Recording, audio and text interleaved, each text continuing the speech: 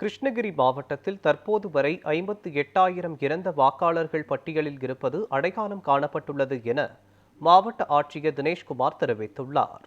கிருஷ்ணகிரி மாவட்டத்தில் நடைபெற்று வரும் வாக்காளர் சிறப்பு தீவிர திருத்தப் பணிகள் குறித்து மாவட்ட ஆட்சியர் தினேஷ்குமார் தலைமையில் அரசியல் கட்சிகளுடன் ஆலோசனைக் கூட்டம் நடைபெற்றது. மாவட்டத்தில் மொத்தம் 16,80,626 வாக்காளர்களில் 15,96,513 பேருக்கு படிவங்கள் வழங்கப்பட்டுள்ளன. இதில் பூர்த்தி செய்யப்பட்ட 10,17,566 படிவங்கள் இணையத்தில் பதிவேற்றம் செய்யப்பட்டுள்ளன என்று ஆட்சியர் தினேஷ்குமார் தெரிவித்தார். டிசம்பர் 4ஆம் தேதிக்குள் படிவங்களை சமர்ப்பிக்க வேண்டும் என்றும், டிசம்பர் 9 அன்று வரைவு வாக்காளர் பட்டியல் வெளியிடப்படும் என்றும் தெரிவித்தார்.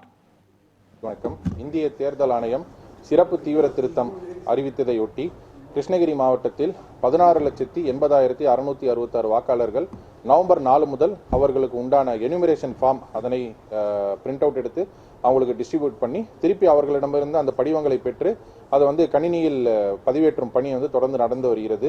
இன்று மாலை 4 மணி வரை கிட்டத்தட்ட 95% 15,98,716 படிவங்கள் மக்களிடம் கொண்டு போய் சேர்க்கப்பட்டிருக்கிறது. இது 95.13% ஆகும்.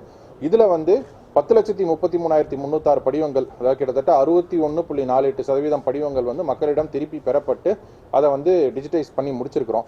ஒரு uncollectable forms, absent, shift, dead, double என்ட்ரின்ற 4 கேட்டகரியில் இருக்கிறது மாவட்டம் ஃபுல்லா ஒரு 90,805 ஃபார்ம்ஸ் நம்ம அன்கலெக்டபிள் ஃபார்ம்ஸ் அப்படின்ற மாதிரி சொல்லியிருக்கோம். இதுல இன்னொரு விஷயம் என்ன அப்படின்னா, நம்ம 3 வகையா தேர்தல் ஆணையம் இந்த படிவங்களை பிரிக்கிறாங்க. முதல் வகை என்னன்னா, ஒரு வாக்காளர் 2002 அல்லது 2005 நடைபெற்ற சிறப்பு தீவிர திருத்தத்தின் போது இருக்கக்கூடிய வாக்காளர் பட்டியலில் அவங்க பேர் இருந்தா அந்த டீடைல்ஸ் மட்டும் அவங்க குறிப்பிட்டா போதும். அவங்க ஃபர்தரா டிசம்பர் 9 வெளியிடப்படக்கூடிய வரைவு வாக்காளர் பட்டியலுக்கு அப்புறம் எந்த விதமான ஆவணங்களையும் சமர்ப்பிக்க தேவையில்லை.